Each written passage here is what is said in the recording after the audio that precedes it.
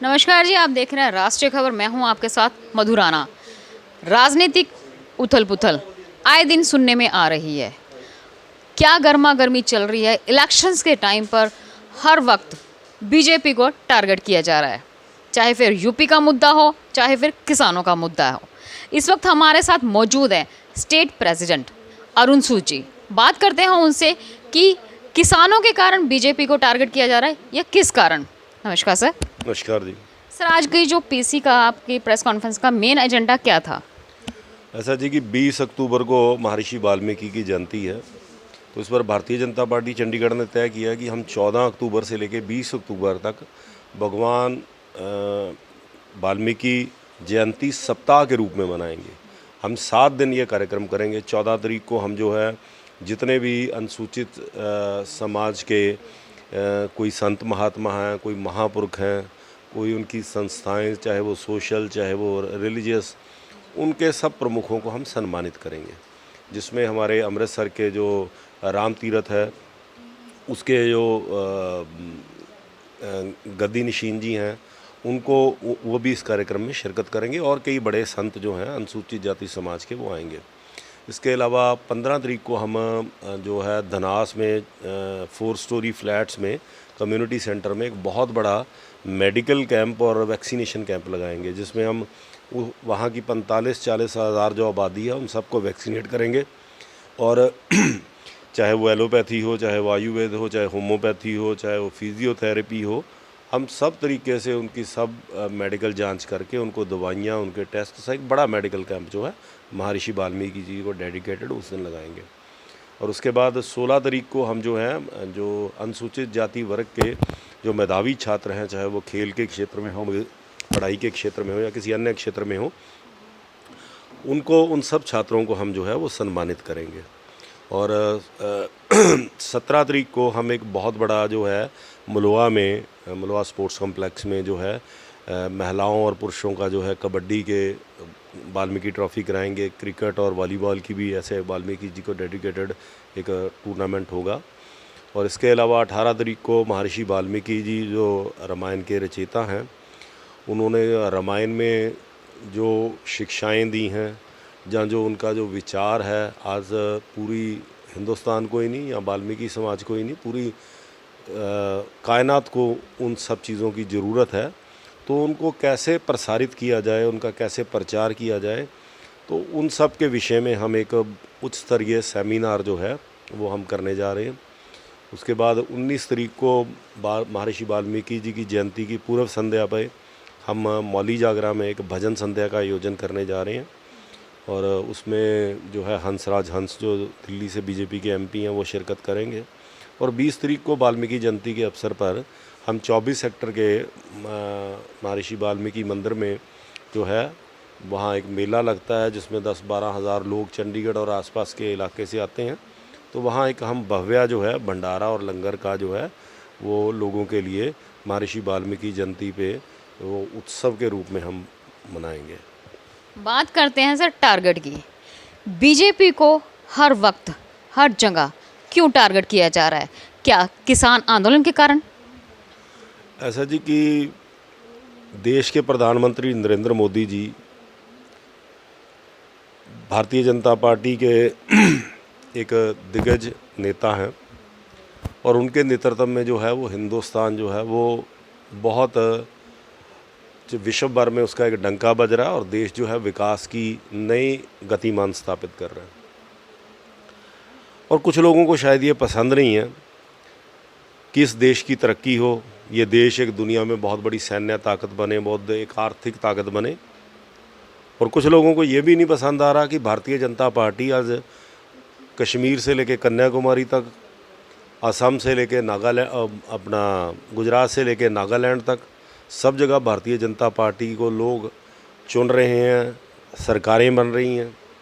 Bharatiya Janata party का लगातार हर क्षेत्र में, हर वर्ग में, हर जाति धर्म में फैलाव हो रहा है। भारतीय जनता पार्टी का जो है वो बहुत जो असर है वो पूरे हिंदुस्तान में बढ़ता जा रहा है।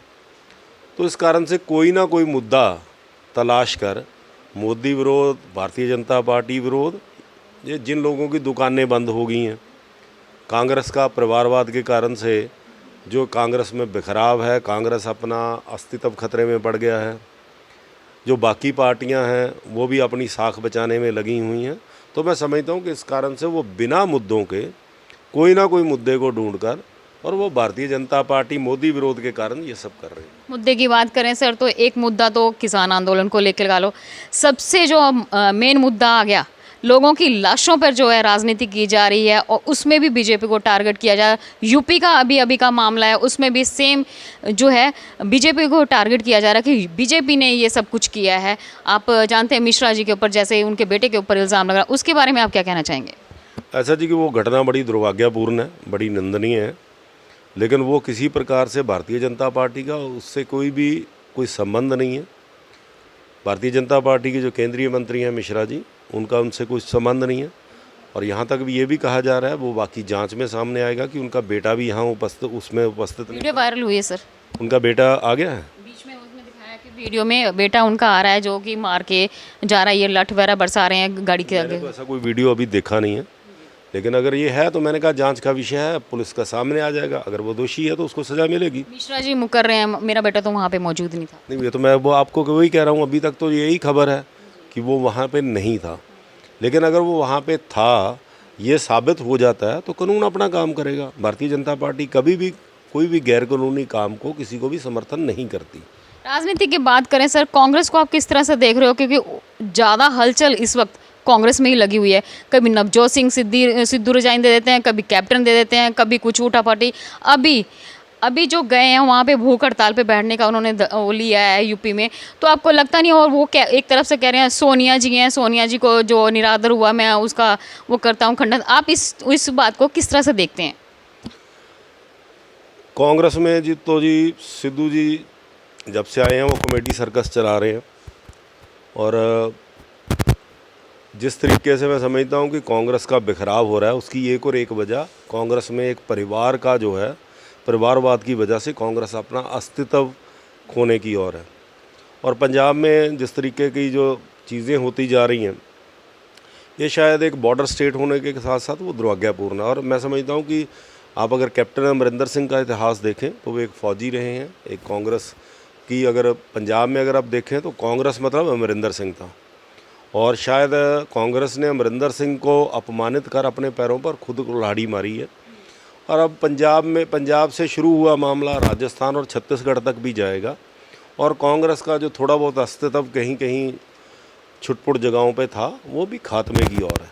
तो मैं समझता हूँ कि कांग्रेस नेतृत्व विहीन है, कांग्रेस विचार विहीन है, कांग्रेस संगठन विहीन है, और अब उनका अस्तित्व खतरे में है। नवजोत सिंह सिद्धू की अगुवाई में कांग्रेस का फ्यूचर साफ साफ लफ्ज़ों में ये बताएं। ये तो नवजोत सिंह सिद्धू ने ही बता दिया कि कांग्रेस ख़त्म हो रही है। उन्होंने खुद अपनी ज़ुबान से बोला कि कांग्रेस एक ख़त्म हो रही पार्टी है, वो उन्होंने खुद अपनी ज़ुबान से बोला। तो कांग्रेस के प्रधान ये बोल रहे हैं, तो अब मुझे लगता है कि मुझे कुछ कहने की ज़रूरत नहीं। जो किसान आंदोलन को उसको किस तरह से देख रहे हो सर? लास्ट सवाल। किसान आंदोलन मैं समझता हूँ कि शुरुआत में जिस प्रकार से बिना कुछ जाने और लोगों को बहका के, और कुछ लोगों ने जाने अनजाने में भी इन बिलों का विरोध शुरू किया, लेकिन धीरे धीरे अब लोग समझ रहे हैं। अल्टीमेटली देश के प्रधानमंत्री नरेंद्र मोदी जी का ये सपना है कि 2024 तक किसान की आय दुगनी हो, और उसी दिशा में नरेंद्र मोदी जी बढ़ रहे थे। ये कानून भी उसी दिशा में थे, जैसे नीम कोटेड यूरिया लाए, किसान सम्मान निधि लाए, किसान सॉयल कार्ड लाए, किसान फसल बीमा योजना लाए। ऐसी अनेकों परियोजनाएं जो हैं वो प्रधानमंत्री जी इस तरफ बढ़ रहे थे। किसानों में से सुनने में ये भी आता है कि बीजेपी जब से आई है हिंदुइज्म लाने की कोशिश कर रही है। नहीं, बीजेपी हिंदुइज़्म लाने की कोशिश तो मैम, हिंदुइज़्म तो है ही है जी। हिंदुइज़्म कोई ऐसी चीज़ नहीं है कि किसी को पनपाया या बीजा या उपजाया जा सकता है। लेकिन भारतीय जनता पार्टी ज़रूर एक राष्ट्रीय सोच की पार्टी है, और हमने ये जो उससे पहले जो हिंदुइज़्म का विरोध था, जो हिंदुइज़्म के नाम पे जो परहेज था, जो हिंदुओं को अपमानित अपने ही देश में करने की बात थी, उस विचार के प्रति भारतीय जनता पार्टी जो है उसको ख़त्म करने के लिए प्रतिबद्ध है। सबका सम्मान, सबका विकास, सबका साथ, ये भारतीय जनता पार्टी का नारा है। सबका विश्वास, और इसी को लेके चल रहे हैं। आज ये जो अपीज़मेंट की पॉलिसी जो होती थी कि आप बाकी सबको तो वोट बैंक बनाने के लिए आप तरह तरह से अपीज़ करते रहें, लेकिन जो यहाँ के मूल नागरिक हैं उनका अपमान हो, उनके प्रति जो है वो सौतेला व्यवहार हो, तो मैं समझता हूँ कि ये राजनीति जो थी भारतीय जनता पार्टी इसको ख़त्म करने में कुछ हद तक ज़रूर सफल हुई है। फैसला हो सकता है कि कुछ नहीं हो सकता किसान आंदोलन के उसमें? ये फैसला बिल्कुल हो सकता है। मुझे लगता है कि इन किसान आंदोलनों को जो है वो या तो इस पर बातचीत हो, इसमें अगर कोई आपको अपमानजनक आपत्तिजनक लगता है तो उसमें संशोधन सरकार ने खुले मन से कहा है कि हम करने को तैयार हैं। अगर आप इनको या इन बिलों को लागू कीजिए, और इन बिलों को लागू करके अगर उसमें फिर दिक्कत आती है, प्रैक्टिकली कोई दिक्कत आती है, सबसे पहले तो आप बताइए कि ये फलाना क्लॉज जो है ये किसानों के हित में नहीं है। आप कह रहे हो कि इससे ऐसा होगा, तो फिर बिल लागू कीजिए, जब होगा तब उसको हटा दिया जाएगा अगर होगा तो।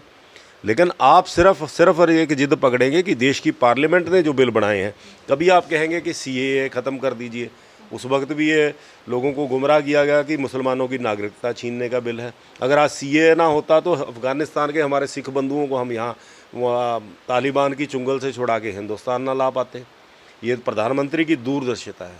तो मैं समझता हूँ कि ये बिल जो है वो किसानों के हित में है, देश के हित में है, पंजाब के हित में है। ताज़ा खबरों से जुड़े रहने के लिए सब्सक्राइब करें राष्ट्रीय खबर टीवी और बेल आइकन दबाना ना भूलें।